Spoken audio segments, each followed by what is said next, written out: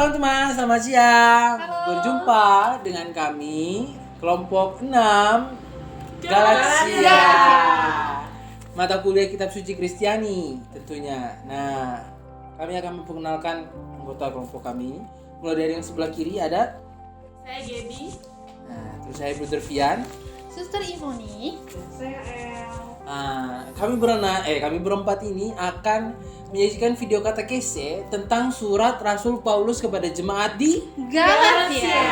Bagi yang penasaran, jangan lupa tonton video ini sampai akhir karena akan ada banyak pesan-pesan yang menarik yang kami sampaikan kepada teman-teman. Oke, selamat menyaksikan.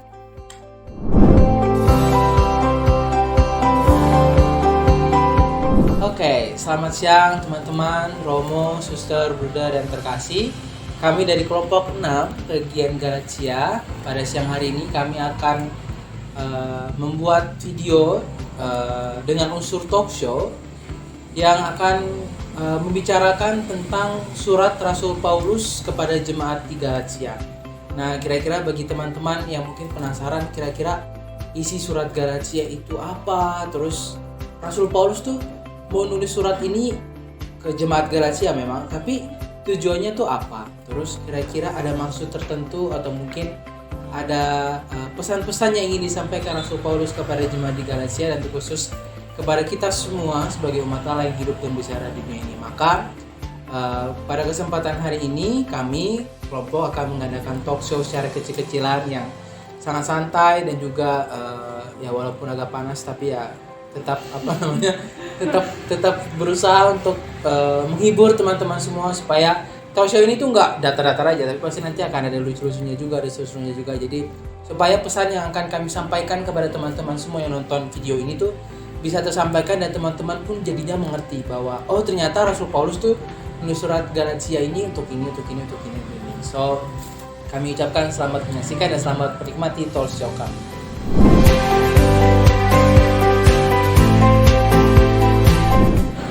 Nah, teman-teman, sekarang kita masuk ke bagian yang pertama. Bagian pertama ini nanti itu tentang pengantar secara umum surat Galatia, terus juga ada latar belakang, terus kemudian juga ada terus secara umum yang di surat Galatia itu. Nah, pada bagian ini itu ada teman kita, Maria Rita Deskinanti, ya biasa dipanggil El, yang akan membawa kita semua untuk memberikan pemahaman di bagian pengantar surat Galatia ini. Jadi nanti kita dari kami bertiga ini akan memberikan pertanyaan yang mungkin mewakili teman-teman juga bertanya, kira-kira surat Galatia itu supaya kita juga gak penasaran. Kita langsung aja tanya-tanya ke El yang udah baca dan udah paham nih bagian-bagian pendahuluan dari surat Galatia. Silakan, yang mau tanya duluan. Oke. Yang pertama aku mau tanya surat Galatia itu tertuju untuk jemaat di mana aja sih? Oke, baik. Mungkin dari teman-teman yang menyaksikan video ini belum semuanya mengerti kemana dan kepada siapa surat ini akan ditujukan. Yang pertama, surat ini ditujukan kepada jemaat-jemaat yang berada di wilayah Galatia sendiri, terkhusus pada kawasan Asia. Nah, pada kawasan Asia ini mencakup Likaonia, Pisidia, Frigia, Isauria, Paflagonia, Pontus, dan Galatia sendiri. Kemudian, selain di kawasan Asia, terdapat juga di kawasan Ansira yang mencakup wilayah Ankara dan Turki. Jadi, surat Galatia ini ditujukan kepada dua wilayah besar dari Asia dan Ansira. Gitu. Nanti Gaby tadi nanya kan seputar kira-kira surat ini tuh penyebarannya di daerah mana aja. Tadi udah jelasin sama El, ada dua wilayah ya, ada wilayah Asia sama Ansira. Ansira itu wilayahnya ada di Ankara dan Turki. Nah, ini teman-teman sendiri udah tahu ternyata Rasul Paulus nih nulis surat jemaat Galatia itu tuh ditujukan untuk sebagian di wilayah Asia dan sekitar-sekitarnya. Selanjutnya Suster, Iya. Tadi Suster, saya bilang ada pertanyaan. Ya, aku tadi ada Suster. pertanyaan. Jadi aku kan pernah baca bahwa katanya ada dua perbedaan pandangan persoalan mengenai Galatia itu. Itu kira-kira bagaimana sih? Oke, dari jemaat Galatia ini memiliki persoalan perbedaan pemahaman mengenai Galatia sendiri.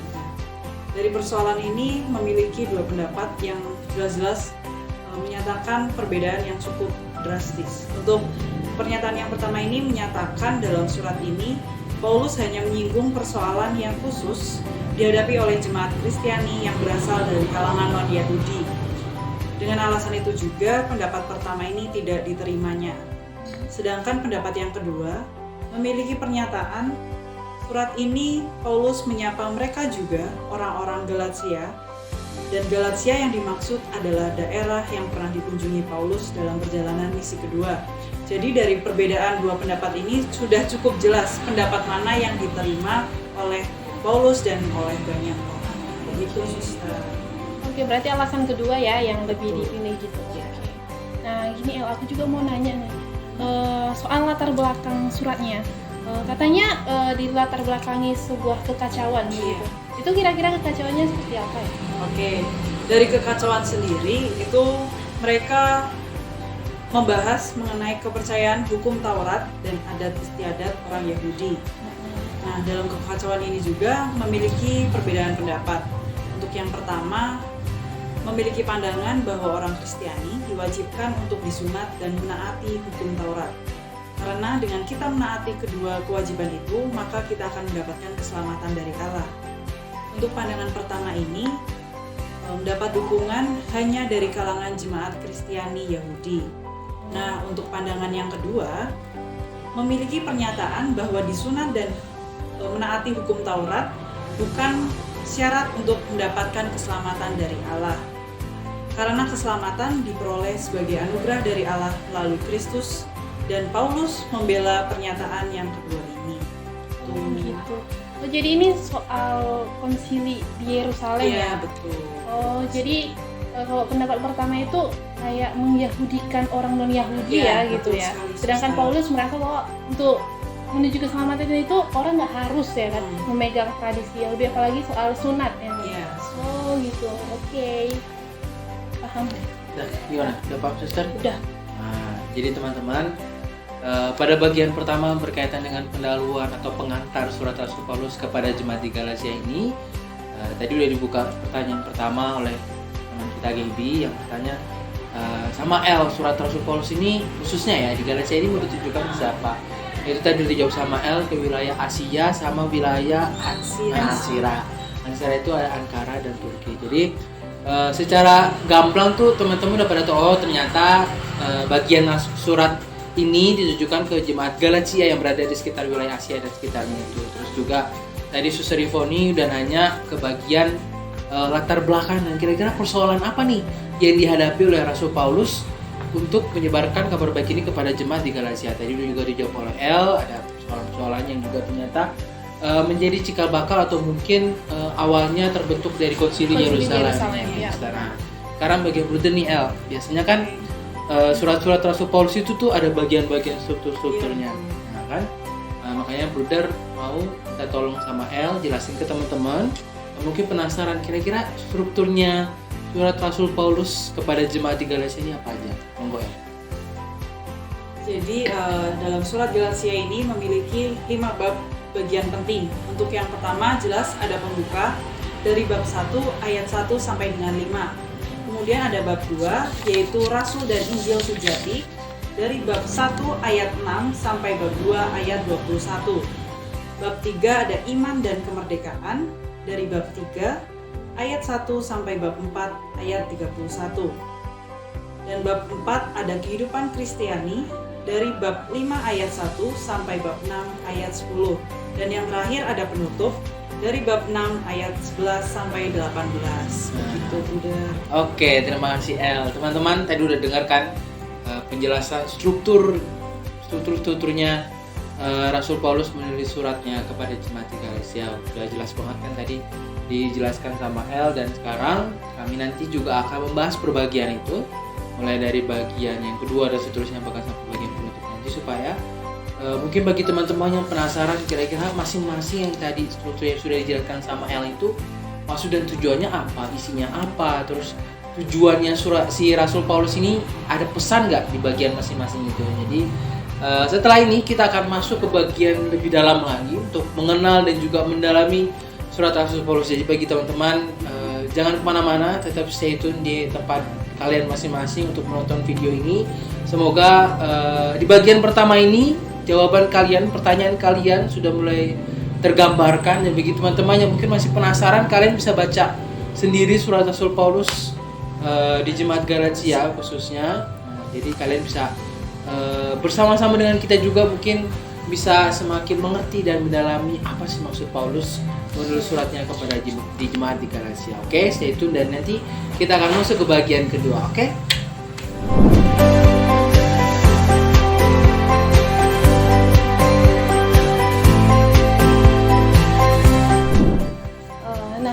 Selanjutnya aku mau nanya gini loh, Dar. Tadi kan Bruder tadi menjelaskan soal pengakuan jemaat di Galatia tentang kerasulannya Paulus. Nah, aku mau nanya gimana dengan para rasul yang lain gitu. Kan para rasul yang dipilih Yesus kan ada 12 yang dipilih Yesus langsung kan. Nah, sedangkan Rasul Paulus itu kan bukan yang dipilih Yesus sendiri begitu. Jadi bagaimana sih dia dapat pengakuan dari para rasul lain bahwa dia juga adalah rasul gitu. Baik, teman-teman, jadi di bagian yang kedua, di bagian ini yang tadi ditanyakan Sister Tiffany, secara keseluruhan betul mau bilang bahwa pengakuan menjadi rasul itu memang sangat susah bagi Paulus, karena pada awalnya kalau teman-teman tahu, Rasul Paulus itu kan sebelumnya adalah nama aslinya itu Saulus. Dia itu bukan pengikut Yesus, tapi malah dia mencari pengikut Yesus untuk dibunuh. Menganiaya bahasa istilahnya sekarang dianiaya sampai dihukum mati. Lalu setelah dapat ilham dari Yesus, akhirnya dia bertobat menjadi Paulus dan mengatakan kabar sukacita. Nah, caranya dilakui adalah tadi kan kalau nggak salah, kalau teman-teman nyimak dari bagian awal itu El dan Suster sempat membahas tentang konsili Yerusalem, ya. Kan? Nah, di konsili Yerusalem itulah mereka yang bukan hanya para rasul tapi juga orang-orang lain yang datang, ada orang-orang Farisi, terus dan segala macam. Itu mereka datang ke situ, datang ke suatu pertemuan dari situ, dan disitulah akhirnya para rasul melihat bahwa ternyata Paulus ini benar-benar sebagai sosok rasul yang benar-benar sudah diilhami oleh Tuhan, penugasan untuk mewakilkan Injil. Jadi secara keseluruhannya dia dapat pengakuan itu ya di dalam konsil itu, bukan hanya di konsil itu juga, tapi ketika dia melakukan pewartaan kepada jemaat-jemaat yang bukan hanya di Galatia tapi juga di tempat-tempat yang lain. Berarti benar-benar lah bahwa kesaksian hidupnya itu mengungkapkan kerasulan. Ya. Oke. Dari kesaksian hidup itulah mereka melihat bahwa benar-benar rasul. Ada lagi yang mau tanya? Oke. Kan tadi Bruder ada bilang kalau ada dua sahabat yang ada pertentangan gitu, sedikit pertentangan gitu antara Paulus dan Petrus. Nah, ada ya kita kira mereka tuh ya sahabat dekat dengan Tuhan juga. Bestie lah. Ya bestie, nggak ada, pasti nggak mikirnya tuh nggak ada masalah gitu. Nah, ternyata di sini mereka memiliki apa ya? Mereka tuh ada sedikit pertentangan. Nah itu tuh sebenarnya masalahnya itu apa? Oke. Baik, ini adalah bagian yang menarik sebenarnya dari tanya kayak gitu. Apa yang seperti tadi udah bilang di awal, dari bagian pengantar ini, bagian awal dari bab 1 bab 2 surat Rasul Paulus kepada jemaat di Galatia, itu ternyata si bestie mereka berdua ini, Paulus sama Petrus juga punya pertentangan.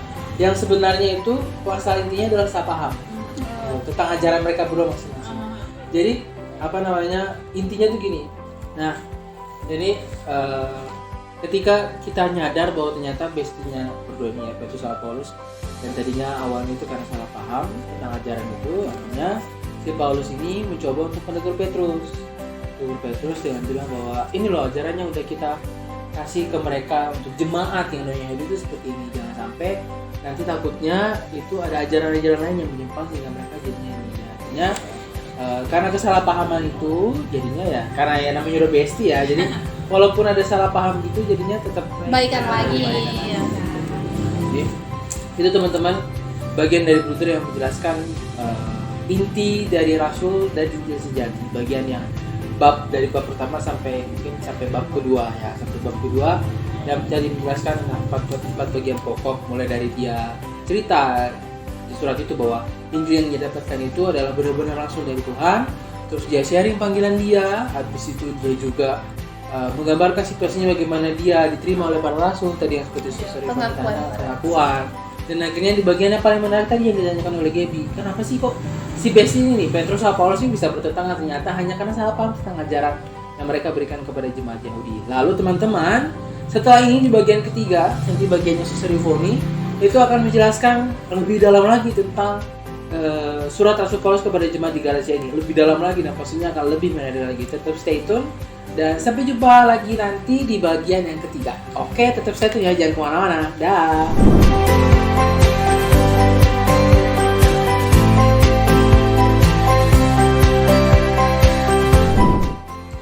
Teman-teman, jumpa lagi di bagian yang ketiga. Kali ini di bagian ketiga ini tema khususnya atau tema utamanya itu tentang iman. Nah, ternyata perlu teman-teman ketahui di surat Rasul Paulus kepada jemaat di Galatia itu nanti Suster Ivoni di bagiannya pembenaran akan iman. Nanti Paulus bukan menyelipkan, tetapi mengajarkan juga atau memberitahukan kepada jemaat tentang pembenaran akan iman. Betul ya, Suster? Nah, keselamatan yang benar itu didapat dari mana sih? Itu dia.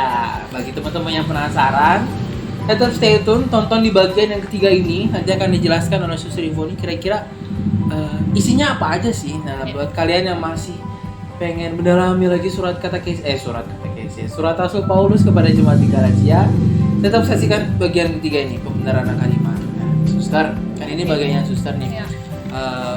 Menurut Suster ada bagian-bagian yang menarik itu apa? Oh, bagian ini tentu banyak yang menarik. Oke, akan saya jelaskan ya untuk kita semua. Untuk kalian juga penasaran ya kan?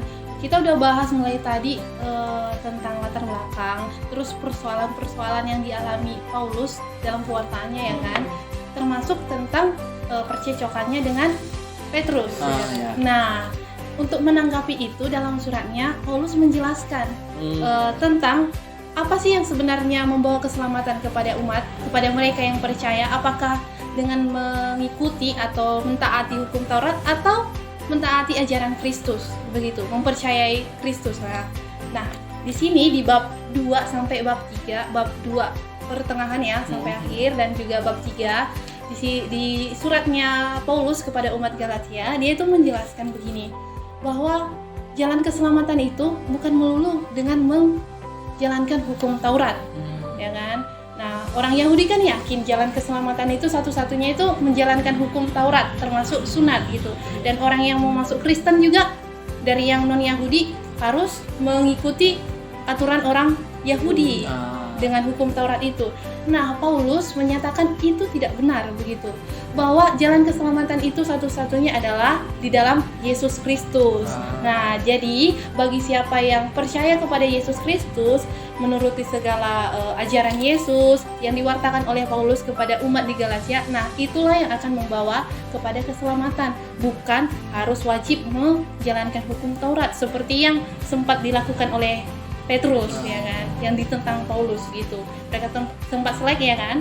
Hanya setelah itu ya Paulus menjelaskan lah. Dan akhirnya Petrus juga akhirnya ikut dengan ajaran yang benar begitu. Menariknya di situ sih. Dan dengan itu juga ya kita tahu kan umat di Galatia itu sebenarnya awalnya itu penyembah berhala ya, tidak meyakini akan Yesus, tidak mengenal Yesus lah begitu. Nah, mereka itu setelah dapat ajaran tentang kekristenan, awalnya itu bukan ajaran yang langsung bahwa gimana ya,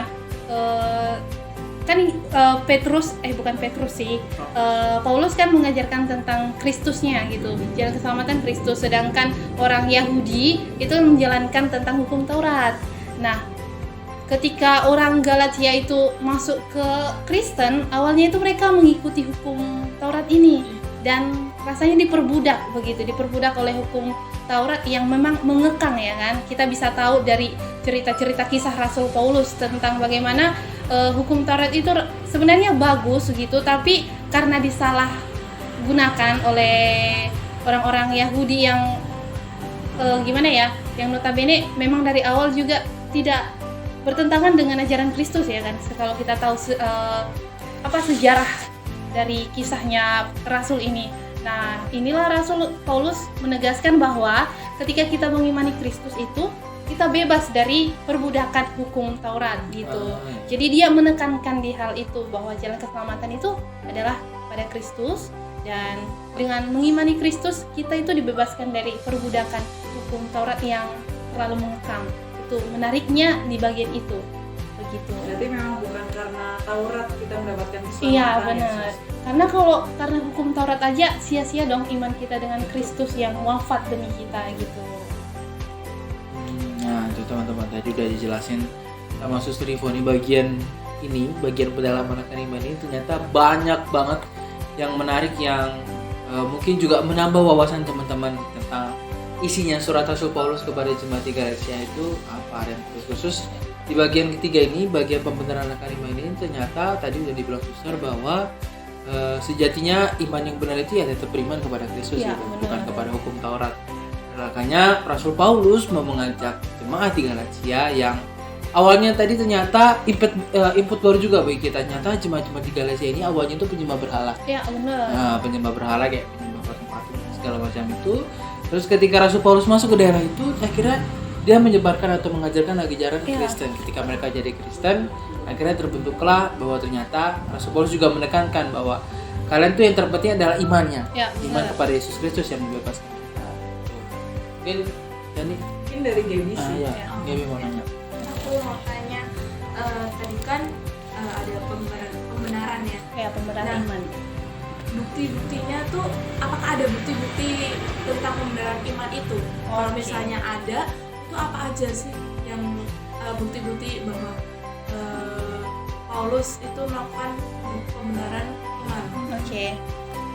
Kalau bicara tentang buktinya ya, Paulus di dalam suratnya itu terutama di bab 3 itu menjelaskan beberapa bukti yang bisa kita lihat sebagai kebenaran ajarannya gitu.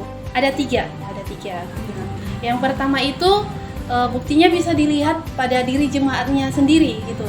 Setelah ajaran Kristus datang, diajarkan kepada mereka, nah terjadi perubahan di dalam diri jemaatnya. Tentu kita bisa baca. Nah, kalau Anda penasaran, kalau kita penasaran bisa baca di Galatia bab 3 ayat 1, terutama ayat 1 sampai 5. Bisa juga keseluruhan bab 3-nya kita baca. Nah, di situ kita bisa lihat bagaimana kondisi umat jemaat di Galatia setelah mengenal Kristus. Nah, itu bukti pertama. Dan bukti kedua itu dengan Paulus menunjuk tentang imannya Abraham. Nah, kita tahu kan Abraham itu adalah bapa segala bangsa yang telah diberi banyak janji, begitu ya kan. Nah, dikatakan juga kan di ramalan pada perjanjian lama bahwa keselamatan itu bukan keselamatan, seorang juru selamat akan datang gitu melalui keturunan Abraham. Nah, dan terbuktilah bahwa Yesus adalah keturunan Abraham. Nah, Paulus menjelaskan silsilahnya, bagaimana Yesus itu adalah keturunan dari Abraham sendiri. Nah, itu bukti yang kedua. Dan bukti yang ketiga itu Paulus menjelaskan begini gitu, bahwa ketika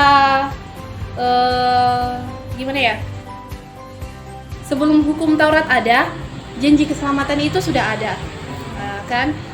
Allah sudah menjanjikan sejak awal akan adanya keselamatan yang melalui diri Yesus, sebenarnya dalam diri Yesus. Dan inilah poin yang ingin diperjelas oleh Paulus kepada jemaat, bahwa Yesuslah janji keselamatan itu, dan dialah yang membawa pembebasan bangsa Israel ya, pada saat itu bangsa Israel dari perbudakan hukum Taurat ya gitu.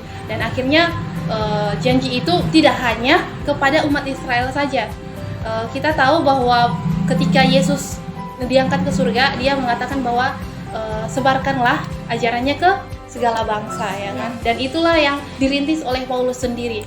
Jadi keselamatan itu tidak hanya ke bangsa Israel saja, tapi ke segala bangsa yang mau percaya pada Kristus. Nah, dan kita lihat buktinya sendiri kan, bagaimana banyaknya umat yang percaya kepada Kristus melalui pewartaan Paulus gitu. Kurang lebih begitu. Ya. Udah jelas? Nah, teman-teman, tadi udah dijelasin, itu udah bagian aku baca. Iya. Nah, ternyata di bagian ketiga ini itu lebih seru lagi dan lebih menarik lagi. Ternyata si Paulus ini bukan hanya mengajak umat di Galatia untuk tetap mengimani Yesus Kristus, tapi juga tadi kayak seperti pertanyaan Gaby, ada bukti-buktinya, Ya. bukti-bukti yang tadi sudah suster jelaskan secara jelas dan pastinya pasti teman-teman akan lebih paham lagi. Nah, setelah ini kita udah sampai di bagian akhir nih dari surat Rasul Paulus kepada jemaat di Galatia. Cepet banget ya.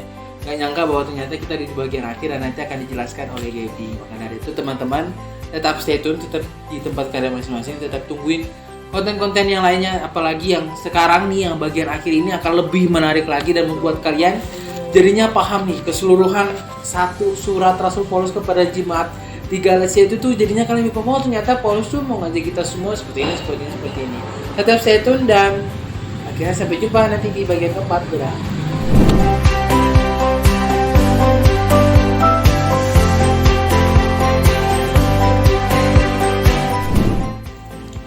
Oke teman-teman, tanpa terasa sekarang kita udah di bagian akhir yang nanti akan dijelaskan oleh Gaby. Di bagian penutup ini Rasul Paulus rupanya ada apa ya? Ada perjalanannya yang rupanya nggak mulus rupanya ternyata di bagian akhir nanti. Gaby akan menjelaskan kepada teman-teman semua, kepada kita semua bahwa di bagian akhir ini rupanya ada pesan atau ya ibaratnya ada pesan-pesan khusus yang ingin Paulus sampaikan kepada jemaat di Galatia, tapi bukan cuma jemaat tapi nyata buat kita semua. Kita semua. Nah, jadi mungkin dari suster atau L atau mungkin suster dulu yang mau nanya. Nah, suster nanti mau nanya nih, mewakili teman-teman semua, kira-kira apa sih yang mau dijelasin bagiannya si Gaby ini? Bagian penutup ini kira-kira Rasul Paulus mau menunjukkan apa? Mau mengajak apa kepada kita semua? Monggo suster. Oke, langsung aja ya Gap ya.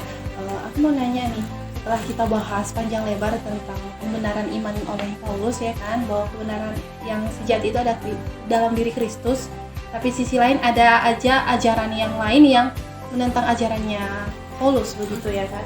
Nah, apa sih pengaruhnya dengan jemaat di Galatia gitu, dengan ajaran-ajaran yang ya bertentangan dengan Paulus itu, yang mungkin mempengaruhi jemaatnya gitu loh. Terima kasih Sister pertanyaannya. Nah, berkaitan dengan sikap pengikut Kristus ya terhadap Taurat tadi, Paulus sebenarnya meminta untuk mengikuti teladan Yesus Kristus. Sesudah percaya kepada Kristus, mereka melepaskan diri dari segala tuntutan Taurat. Jadi Paulus meminta kepada jemaat Galatia untuk melepas semua tuntutan dari hukum Taurat tadi. Nah, hal itu tuh disambut baik oleh jemaat Galatia. Mereka akhirnya menjadi percaya. Namun saat orang-orang Kristiani Yahudi mereka mempengaruhi jemaat-jemaat Galatia. Akhirnya jemaat-jemaat Galatia itu pengaruh orang-orang Kristiani Yahudi ini. Dan akhirnya para jemaat Galatia, sikap mereka itu berubah kepada Paulus. Ya, dari yang sikapnya Paulus ini sebagai malaikat Disambut baik gitu ya. Disambut baik malaikat yang rela berkorban kayak gitu. Maksudnya memiliki baiklah di mata mereka tuh Paulus tuh baik, tetapi berubah menjadi Paulus itu musuh kita, musuh mereka gitu. Jadi itu membuat Paulus sedih akan jemaat Galatia. Tapi Paulus nggak sampai nggak pantang menyerah, nggak cuman ya wes lah gitu nggak. Tapi Paulus tetap berusaha buat jemaat Galatia kembali percaya. mengikuti Kristus. Oke. Gimana suster? Oke, nah tadi udah dijelasin nih sama Gaby, ternyata di bagian ini itu awalnya Rasul Paulus ini berhasil nih ternyata ya, berhasil. Tadi kan Suster Ivoni bilang di bagiannya Suster Ivoni pembenaran akan iman itu dijelasin bahwa Paulus mengajak jemaat di Galatia untuk tetap percaya dan mengimani Kristus dan mereka dibebaskan dari hukum Taurat. Lalu dijelasin lagi sama Gaby, di bagian ini, di bagian akhir ini ternyata mereka percaya sama Paulus. Tapi tiba-tiba Pengaruh. tiba-tiba datang orang-orang baru, orang-orang Kristen Yahudi. Orang-orang Kristen Yahudi yang mempengaruhi jemaat-jemaat di Galatia dan membuat mereka jadinya ibaratnya jadi senang gitu dengan ajaran yang baru ini. Itu yang membuat mereka jadinya sempat merubah sikap mereka terhadap Paulus. Dan ternyata Paulus sedih. Tapi tadi juga dibilang sama Gaby bahwa ternyata Paulus tuh nggak tinggal diam, teman-teman. Paulus tuh punya banyak akal supaya mengajak jemaat-jemaat di Galatia kembali ke percaya. jalan iman, Iya. ke jalan iman Kristiani Iya. tentang Yesus Kristus gitu. Ada mau Ya, tanya? benar. Oke. Mungkin dari penjelasan yang telah disampaikan Gaby, pasti kan Paulus juga memiliki hasil atau puncaknya ya. Apa sih pembenaran yang diberikan oleh Paulus, berupa apa atau ada berapa? Karena kan kita juga pasti kepo ya. Terus mungkin itu bisa menjadi ajakan juga untuk kita semua Ya, benar. yang nonton nanti juga. Ya, terima kasih pertanyaannya Mbak El. Enggak. Nah, hasil pembenarannya ya. Jadi ya ini benar kata El, kalau ini juga sebagai bisa jadi ajakan bagi teman-teman. Kalau Paulus ini berbicara tentang pembenaran oleh iman dan mereka tidak lagi dibebani oleh kewajiban untuk menaati hukum Taurat karena mereka telah hidup menurut roh yang dianugerahkan oleh Allah. Ini ada dua hal, yaitu dalam kemerdekaan Kristiani. Di sini Paulus berbicara tentang pembenaran oleh iman kepada jemaat di Galatia itu. Nah, sekarang ini ia ingin memberi penjelasan tentang keadaan orang yang sudah percaya dan dibenarkan oleh Kristus, bahwa mereka tidak lagi berada di bawah perbudakan hukum Taurat. Nah, termasuk kewajiban bersunat itu ya dalam hukum Taurat. Nah, karena telah hidup menurut roh yang dianugerahkan oleh Allah, dan untuk itu Paulus tidak ingin mereka diperbudak lagi oleh hukum Taurat. Tetapi kemerdekaan Kristiani yang mereka peroleh bukanlah kesempatan untuk hidup dalam dosa, melainkan harus mengamalkan kasih yang merupakan inti dari hukum Taurat itu. Ya, sehingga Taurat bukanlah jalan memperoleh keselamatan yang seperti yang dikatakan oleh Suster itu tadi. Jadi jalan sebenarnya, jalan keselamatan yang sebenarnya itu adalah menjadi pengikut Kristus. Nah, lalu yang kedua itu mereka kan ada di dunia ini pasti ada misalkan hal-hal duniawi ya, seperti menyembah berhala, mungkin ingin mengejar terus harta duniawi kayak gitu kan. Nah, karena percaya pada Kristus, jemaat telah menerima karunia Roh Kudus.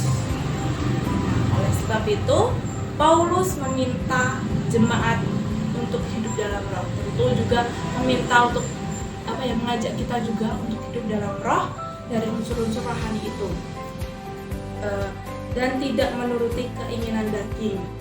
Kayak yaitu tadi menyembah berhala, terus judi,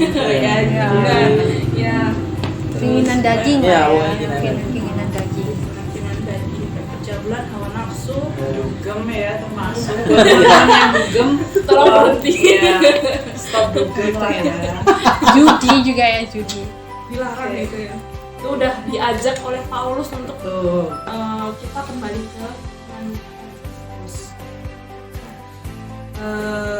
Kekuatan roh inilah yang menggerakkan umat untuk mampu melakukan semua kebaikan itu, dan orang yang melakukan semua itu tidak berada di bawah kuasa hukum manapun. Ini akan iman kita. Oke, jadi tadi udah jelas sama Gaby bahwa ternyata Paulus sudah mengajak jemaat di Galatia bahwa mereka yang sudah mengimani Kristus itu ternyata sudah merdeka, Iya. benar-benar Merdeka. ya benar-benar bebas gitu. Mereka nggak akan terikat sama siapapun, nggak akan terikat sama hukum, dan mereka tuh bebas, benar-benar bebas gitu, sama seperti kita kita juga setelah kita dibaptis kita memiliki kebebasan Kristiani yang yang akan terus kita terima dari Tuhan. Dan memang benar pada sejatinya kita adalah manusia yang merdeka. Iya, benar. Kita adalah manusia yang merdeka. Jadi kita sebenarnya tuh nggak terbebani oleh apapun gitu. Hanya diri kita sendiri yang bisa menentukan mana yang baik dan mana yang buruk. Itu. Dan lalu yang kedua tadi juga Rasul Paulus mengajak kita untuk hidup menurut rohani. Nah, hidup dalam rohani itu berarti berbuat kasih kepada sesama, terus rajin ke gereja, pokoknya hidup yang serba baik gitu. Karena dari situ nanti kalau nggak salah akan mendapatkan buah-buah damai, sukacita, terus kasih, habis itu pokoknya semua yang tentram, semua yang tentram. Dan ini karena buah dari roh karunia Roh Kudus yang diberikan kepada setiap orang yang percaya. Itu dia.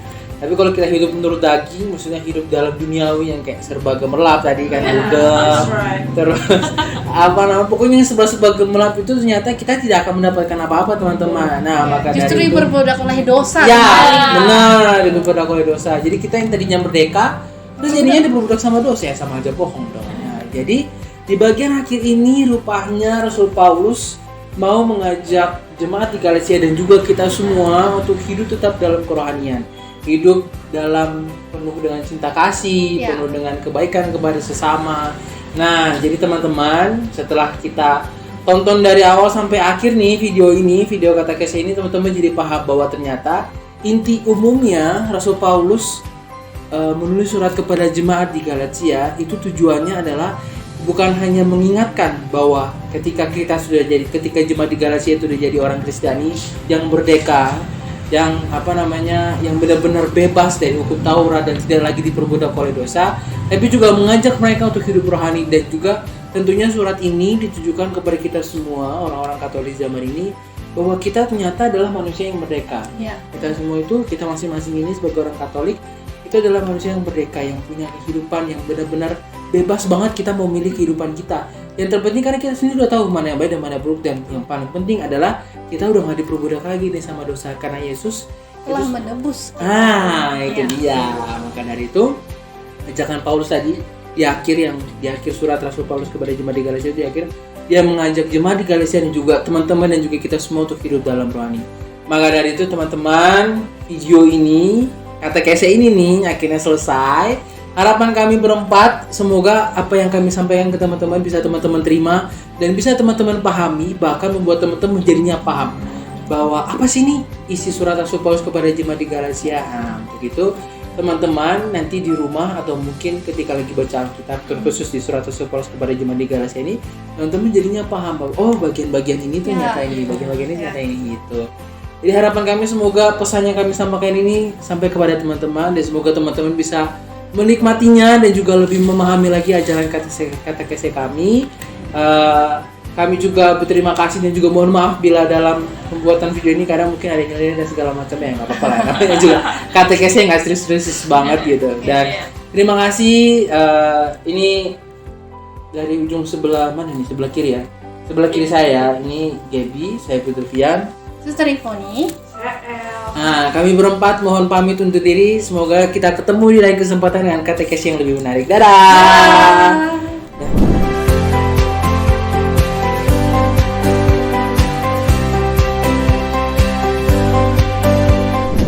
Nah, teman-teman, tadi kan teman-teman udah nonton nih videonya dari awal sampai akhir tentang katekese surat Rasul Paulus kepada jemaat di Galatia. Tapi kami juga punya ayat-ayat favoritnya nih dari Galatia itu sendiri. Nah, maka dari itu langsung aja kita mulai ya teman-teman. Dari yang pertama kita tunjuk L. Dari L sendiri mengambil bab 5 ayat 16. Maksudku ialah hiduplah oleh roh, maka kamu tidak akan menuruti keinginan daging. Mungkin kalau teman-teman tidak tahu ayat ini sungguh-sungguh relate pada kita sebagai anak muda. Karena anak muda itu seringkali selalu menuruti keinginan duniawi seperti tadi yang telah dijelaskan oleh Gaby. Dugem, kemudian kita membuang uang untuk senang-senang pribadi. Nah, di sini mengingatkan kita itu hidup tidak hanya mementingkan uang ataupun hal-hal yang menarik atau indah semata, tetapi kita perlu juga ayat ini menjadi pegangan hidup kita untuk melewati masa sulit atau kebimbangan dalam memutuskan jawaban kehidupan ini. Lanjutnya. Lanjut ya, Oke. dari aku ya. Untuk saya sendiri, yang ayat yang paling mengesan dari Galatia, surat Rasul Paulus kepada umat Galatia itu di bab 6 ayat 9. Di situ disebutkan seperti ini. Janganlah kita jemu-jemu berbuat baik, karena apabila sudah datang waktunya, kita akan menuai jika kita tidak menjadi lemah. Nah, bagi saya ini menarik karena sejak dari masa pembinaan ya, saya sebagai seorang suster yang sudah menjalani masa pembinaan sejak aspiran, postulan sampai novis, ayat ini termasuk ayat yang memberi inspirasi untuk saya untuk berbuat yang baik. Karena di sini ditekankan bahwa apa yang kita lakukan akan menuai. Kita akan menuai apa yang telah kita lakukan saat ini. Jadi di sini Tuhan Yesus mengajak kita melalui ajarannya Paulus agar tidak jemu-jemu berbuat baik.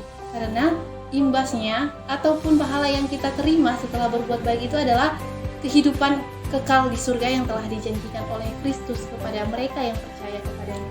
Begitu kira-kira. Jadi kita diajak untuk jangan jemu-jemu berbuat baik kepada semua orang.